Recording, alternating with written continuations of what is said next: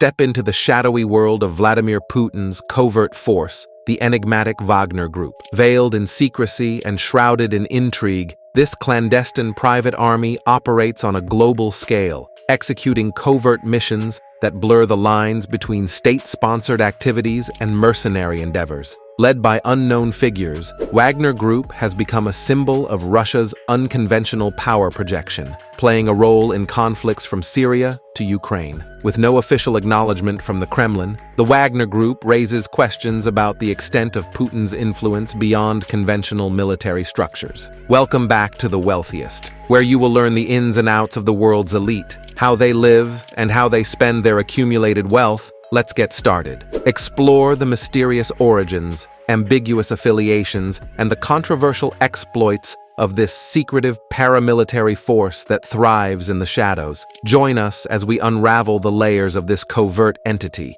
peeling back the curtain on Putin's hidden hand and the enigmatic forces shaping geopolitical landscapes. Welcome to the realm of Wagner Group, where secrecy reigns supreme and intrigue knows no bounds. In the heart of Belarus, a mysterious drama unfolds as foreign forces conduct fresh drills, casting a shadow of uncertainty over the region. The orchestrator of this geopolitical intrigue, the Wagner Group, a Russian paramilitary organization often shrouded in secrecy and linked to none other than President Putin himself.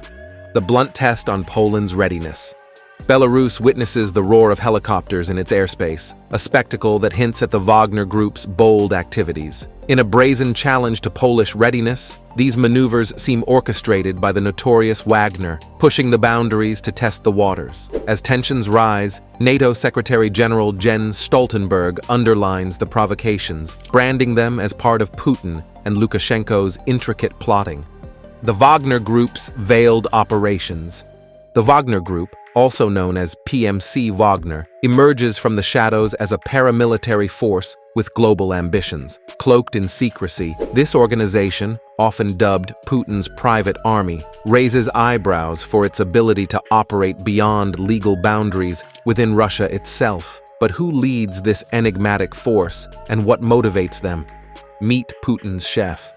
At the helm of the Wagner Group is Yevgeny Prigozhin, a man whose life reads like a roller coaster through the annals of Russian business and military escapades. Known as Putin's chef, Prigozhin's journey begins with youthful adventures in petty theft, only to pivot to a culinary empire that caters not just to food, but to chaos. His Wagner Group, a private military force, operates as a puzzle connected to Prigozhin's Concord Group, making it challenging for Western governments to control their actions. The puzzle pieces. The Wagner Group is a puzzle made up of different companies intricately connected to Prigozhin's Concord Group. This complex structure makes it difficult for Western governments to discern and control the group's actions effectively. Some speculated that the Wagner Group was controlled by the GRU or the Ministry of Defense, but journalist David Patrikos asserts that Prigozhin is the true mastermind behind it all. Wagner's global footprint. With involvement in conflicts across Ukraine, Syria, Libya, Sudan, the Central African Republic, Madagascar, Mozambique, and more, the Wagner Group's activities raise concerns and controversies. While Russia maintains plausible deniability, questions loom about the group's true intentions and impact on these conflict zones. The Russo Unit. Within the Wagner Group, the Russo Unit stands out as the James Bond of the organization. Founded by Alexei Milchakov and Jan Petrovsky, this sabotage and assault reconnaissance group operates as the daredevils venturing into the heart of conflict zones, executing covert operations that keep analysts and conspiracy theorists on the edge of their seats. However, accusations of far-right extremism and neo-Nazi affiliations have cast a shadow over their actions, leading to investigations by the International Criminal Court. The Serb Unit. Led by alleged war criminal Davor Savicek, the Serb unit adds a disturbing layer to the Wagner Group's narrative. Savicek's associations with infamous groups during the Bosnian War and the Kosovo War raise questions about how someone with such a tainted history can lead a modern military unit. The Serb unit's reported involvement in conflicts across regions adds another dimension to the unsettling nature of Savicek's leadership. Recruitment and training. The recruitment and training process of the Wagner Group unveils a clandestine world reminiscent of a thrilling espionage novel. New recruits undergo rigorous training at a Russian MOD facility in the remote village of Malkin Krasnodar, shrouded in secrecy. Stripped of their online presence and bound by a 10-year confidentiality agreement, recruits become part of an enigmatic fighting force with a code of honor that beckons them to protect Russia's interests. The allure of the Wagner Code of Honor. The allure of the Wagner Code of Honor proves irresistible to recruits, enticing them to join a mysterious brotherhood where principles, not just money, fuel their endeavors. The Wagner Group, with its shadowy operations and theatrical leadership, continues to be a force that ebbs and flows with the chaos of geopolitics. As the world watches, the Wagner Group remains an enigma, leaving us to ponder the true motivations behind their actions. In a realm where secrecy and intrigue intertwine, the Wagner Group's legacy continues to be written on the geopolitical stage, sparking curiosity, controversy, and a sense of foreboding about what the future may hold. The peculiar dance of Wagner.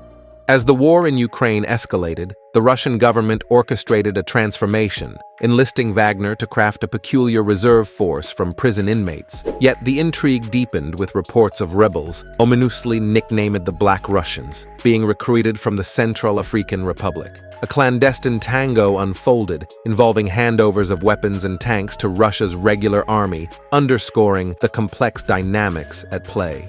Wagner's intricate relationship with the Russian state.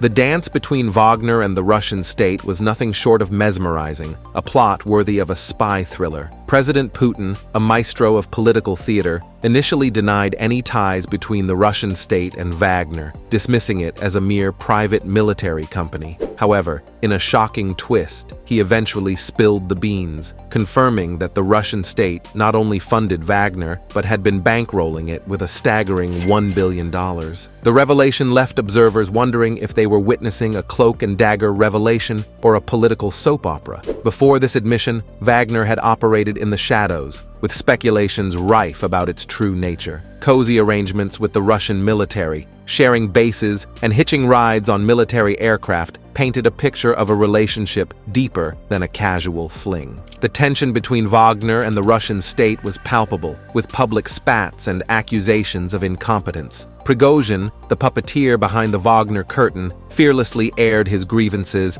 accusing top-ranking military officers of ineptitude. This public spat, akin to a heated domestic argument on a global stage, was a rarity in Russia's controlled political arena. In this dramatic tale, Wagner's role as both Russia's dark enforcer and shadowy savior took center stage. From supporting dictators to influencing global politics, Wagner wielded its power in a way that would make even the most cunning puppet masters envious. Amid intrigue and political maneuvering, Wagner continued to weave its web of operations across continents, straddling the thin line between legality and secrecy with audacious flair. Wagner's audacious missions.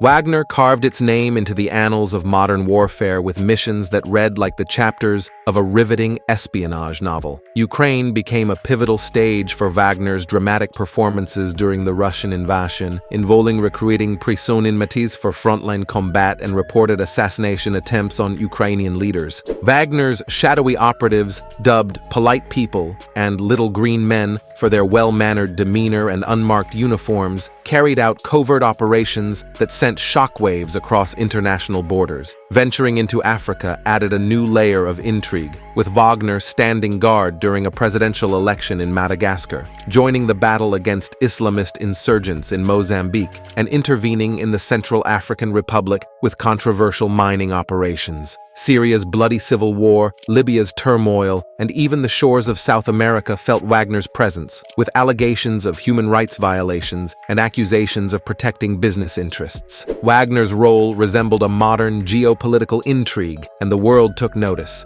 Wagner and the rest of the world.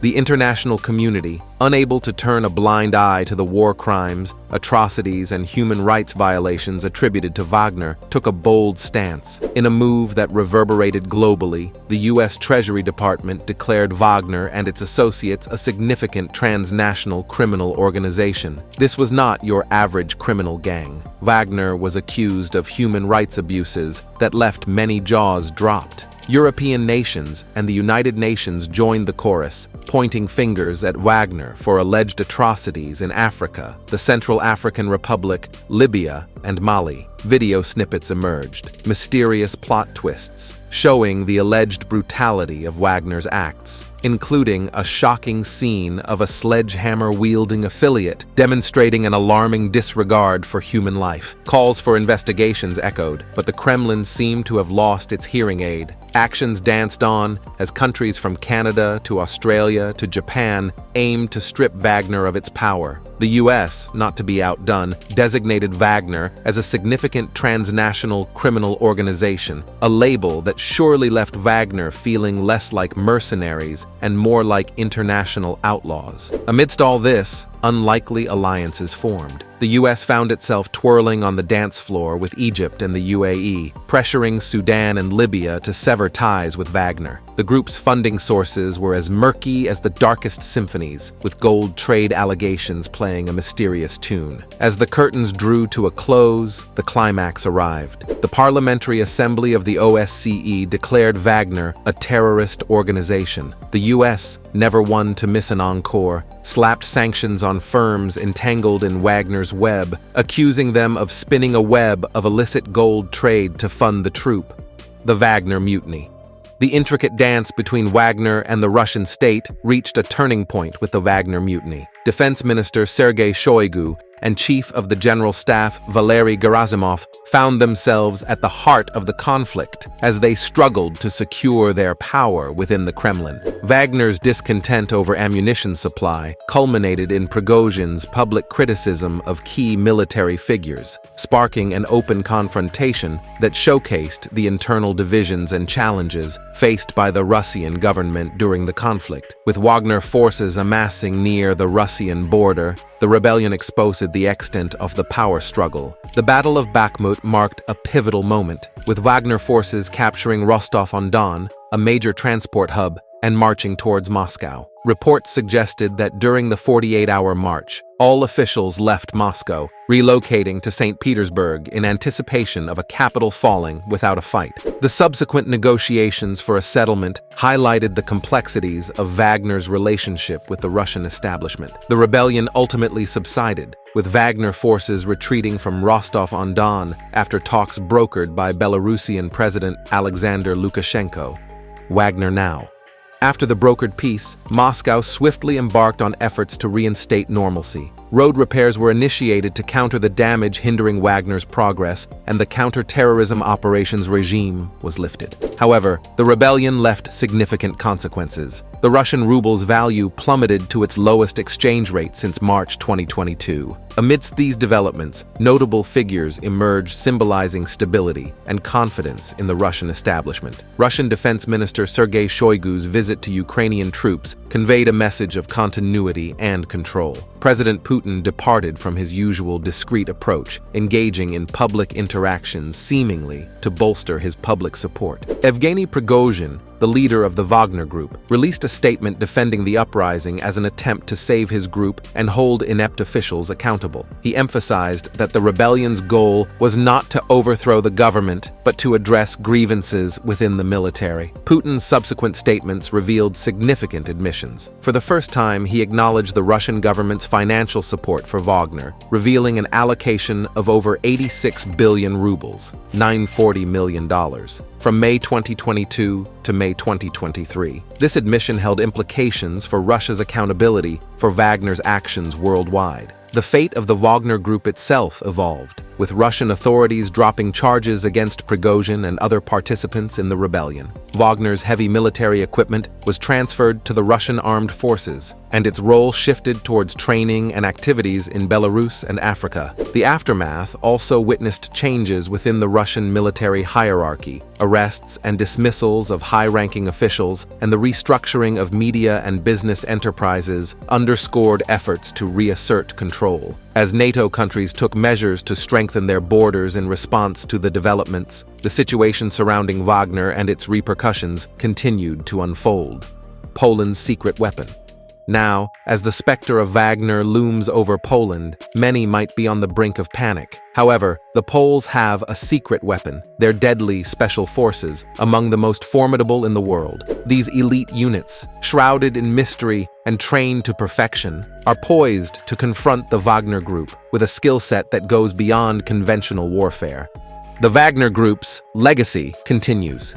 In the ever-shifting landscape of global geopolitics, the Wagner Group's legacy continues to be written with each enigmatic move. From covert operations in Ukraine to controversial interventions in Africa, Wagner's dance between shadows and spotlights captivates the world. As the curtain falls on one act, the next chapter unfolds, leaving us to ponder the true motivations behind Wagner's actions. In a realm where secrecy and intrigue intertwine, the Wagner Group remains an enigma, sparking curiosity, controversy, and a sense of foreboding about what the future may hold. The dance continues, with Wagner poised for its next performance on the geopolitical stage. I hope our insight into unimaginable wealth of the rich gave you a better idea of Vladimir Putin's secret private army, Wagner Group, and what they can do with what success and wealth they bear. If you like our video, please leave a comment letting us know what you liked and why. Also, be sure to subscribe to our channel to show your support and not miss any new upcoming content. We look forward to seeing you in our next video. Until then, dream big and shoot for the stars.